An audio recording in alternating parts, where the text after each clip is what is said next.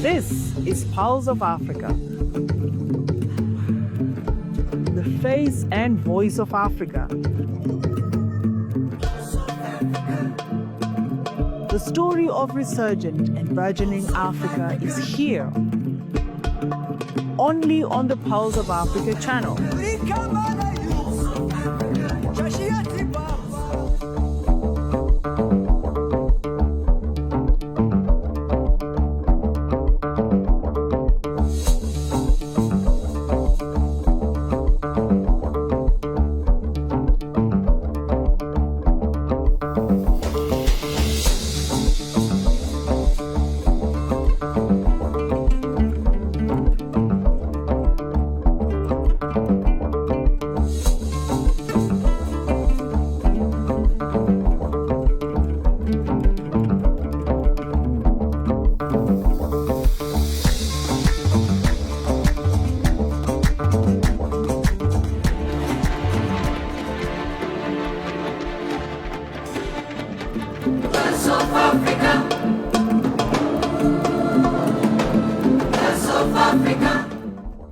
Hello and welcome to Pulse of Africa. On October 2nd, 2025, Ethiopian Prime Minister Dr. Abiy Ahmed inaugurated the long-awaited first phase of the Ogaden Liquefied Natural Gas Project in Kalub, Somali region.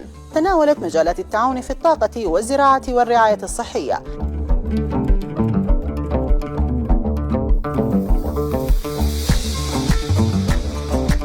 They shaped history, inspired generations.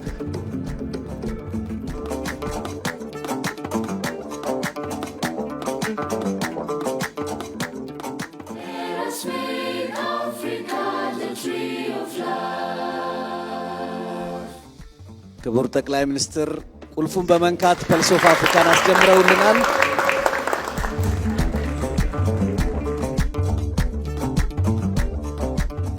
የተከበራችሁ የኢዚያ ቦርድ አባላት፣ የኢዚያ ማኔጅመንት አባላት፣ በዚህ ታሪካዊ ቀን የተገኛችሁ እንግዶች በሙሉ እንኳን ደስ ያላችሁ፣ እንኳን ለዚህ ቀን አበቃችሁ።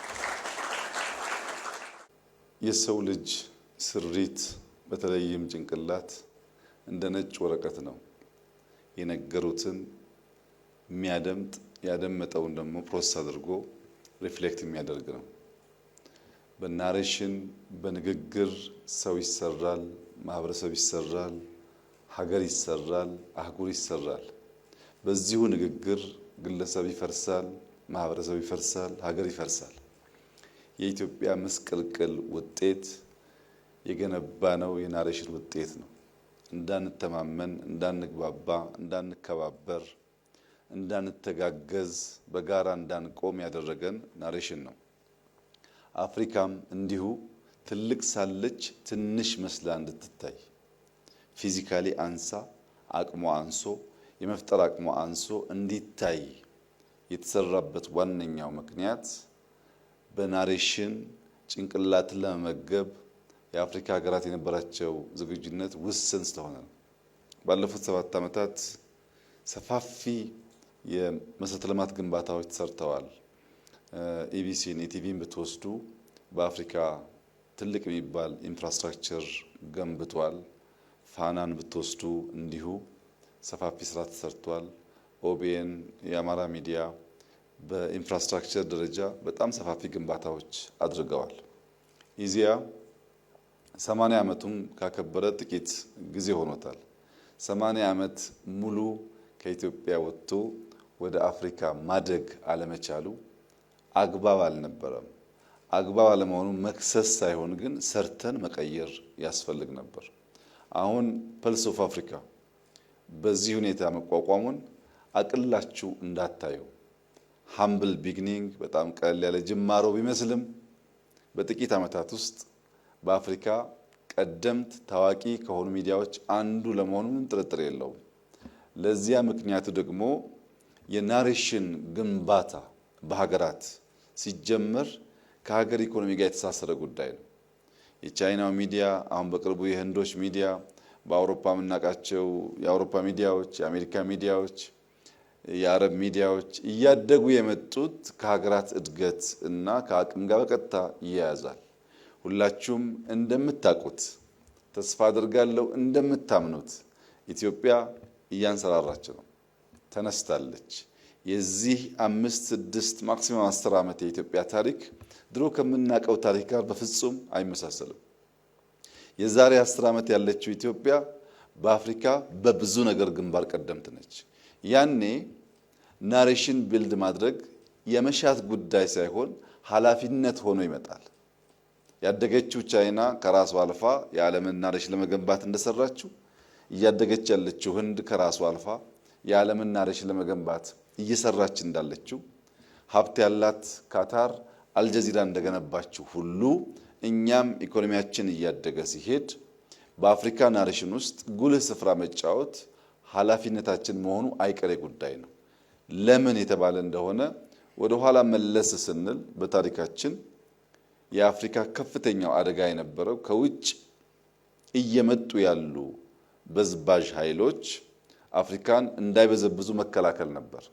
በዚህ ጊዜ ግንባር ቀደም ሆና ከአድዋ ታላቁን ብስራት ያሰማችው በልጆቿ ደም በልጆቿ አጥንት በከፍተኛ ተጋድሎ ለብዙ የአፍሪካ ሀገራት ነፃነት ደውል ብስራት የተሰማው ከአድዋ ነበር። ያኔ ለመከላከል ያኔ እንዳንበዘበዝ የነበረው ተጋድሎ ላለፉት በርካታ ዓመታት በቆየንበት መንገድ መቆየት አልነበረበትም። ከተከላከልን በኋላ መልማት ነበረብን። ከተከላከልን በኋላ መበልጸግ ነበረብን። በዚያ ውስጥ አፍሪካዊ ወንድሞቻችን ካለምንም ጥርጥር ከኢትዮጵያ ያንን ተግባር ይጠብቃሉ እና ዛሬ ጊዜው ደርሶ ከራሳችን ተሻግረን የአፍሪካ ድምጽ ለመሆንና አፍሪካ ምድረ ቀደምት መሆኗን አፍሪካ በከርሰ ምድር ሀብት ከፍተኛ ሀብት ያላት አህጉር መሆኗን በብዙ ወጣቶች የተሞላች አህጉር መሆኗን ለመፍጠር የሚያበቃ ጭንቅላት ያላቸው ወጣቶች ያሉበት አህጉር መሆኗን አሁን ባለው ኢንዱስትሪያል ሪቮሉሽን ለመማር ከውጭ ዕውቀት ለመገብየት እንደከዚህ ቀደሙ አስቸጋሪ ባለመሆኑ ከኤዥያ ቀጥሎ ምንም ጥርጥር የለውም በመጪው ዘመናት አፍሪካ ታላቋ አህጉር ትሆናለች። ይህ በሚሆንበት ሰዓት አርፍደን በብዙ ጉዳይ እንደጀመር ነው በዚህም ጉዳይ አርፍደን እንዳንጀምር ከኛ ተሻግረን የአፍሪካን ትልቅነት ሀብታምነት የማድረግ አቅም ነገር ግን ስንሰበሰብ አፍሪካውያን ሲደመሩ እየተከፋፈልን በተገዛንበት 100 ዓመታት ምንም አላመጣንም። ሰብሰብ ብለን ብንሰራ ደግሞ ለውጥ ልናመጣ እንደምንችል ይህ ሚዲያ በብዙ ያስተምራል የሚል እምነት አለኝ። ሚዲያ አሰራሩን በሚመለከት አሁን ያለው የሚዲያ ኤጅ ብዙ ሀብት የሚጠይቅ አይደለም። ፐልስ ኦፍ አፍሪካ ከበቂ በላይ ኢንፍራስትራክቸር ገንብቷል። አሁን የሚያስፈልገው በጣም ውስን አንከርና በጣም ብዙ ሪሰርቸርስ መገንባት ነው።